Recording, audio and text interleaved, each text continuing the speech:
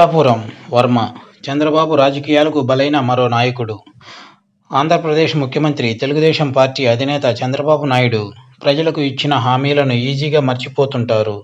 అలాంటిది పార్టీ నాయకులు ఇచ్చిన హామీలను మాత్రం ఎలా గుర్తుపెట్టుకుంటారు? పార్టీ నాయకులు చేసిన త్యాగాలను గుర్తుపెట్టుకునేంత తీరిక చంద్రబాబుకు ఉండదు. అందుకు బోల్డన్ని ఉదాహరణలను చూపించొచ్చు. లేటెస్ట్గా వర్మ ఎపిసోడ్ ఇందుకు బెస్ట్ ఎగ్జాంపుల్. ఎమ్మెల్సీ అవకాశాలు వచ్చినప్పుడు వర్మకే ఫస్ట్ ప్రిఫరెన్స్ ఇస్తామని చంద్రబాబు అప్పుడు ప్రకటించారు. పవన్ కళ్యాణ్ కోసం వర్మ పిఠాపురం అసెంబ్లీ నియోజకవర్గాన్ని వదిలిపెట్టిన విషయం తెలిసిందే కదా. అప్పుడు వర్మ చేసిన త్యాగానికి ప్రతిఫలం మొదటి ఎమ్మెల్సీ సీటు అని చంద్రబాబు ఇచ్చిన మాట ఆయనకు గుర్తుండకపోవచ్చు, కానీ మిగతా వారందరికీ గుర్తుంది. మొదటి ఎమ్మెల్సీ సీటు కూడా దాటిపోయింది. వర్మకు అవకాశం దక్కలేదు. ఇప్పుడు ఉభయ గోదావరి జిల్లాల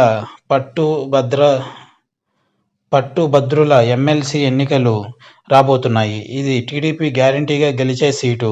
మరి ఇప్పుడైనా ఆ టికెట్ వర్మకు ఇవ్వాలి కదా. చంద్రబాబు రాజకీయ లౌక్యం కారణంగా వర్మ ఎంతో నష్టపోయారు. ఆలపాట రాజేంద్ర ప్రసాద్ కూడా నష్టపోయారనుకోండి. వీరిద్దరిలో ఒకరు పవన్ కళ్యాణ్ కోసం, మరొకరు నాదెండ్ల మనోహర్ కోసం తమ సీట్లను త్యాగం చేశారు. ఇప్పుడు గుంటూరు, కృష్ణా జిల్లాలు, ఉభయ గోదావరి జిల్లాలకు పట్టభద్రుల ఎమ్మెల్సీ ఎన్నికలు జరుగుతున్నాయి.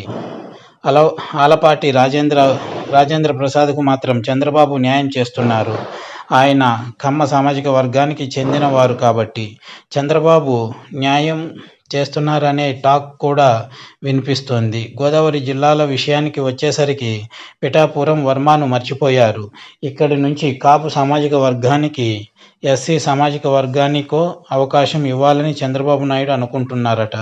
ఇందుకోసం మొదటి కేఎస్ జవహర్ను అనుకున్నారు. ఇప్పుడు పేరబత్తుల రాజశేఖర్కు అవకాశం ఇద్దామనుకుంటున్నారు.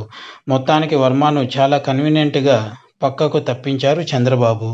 ఇది వ్యూవర్స్, చంద్రబాబు రాజకీయ చతురత.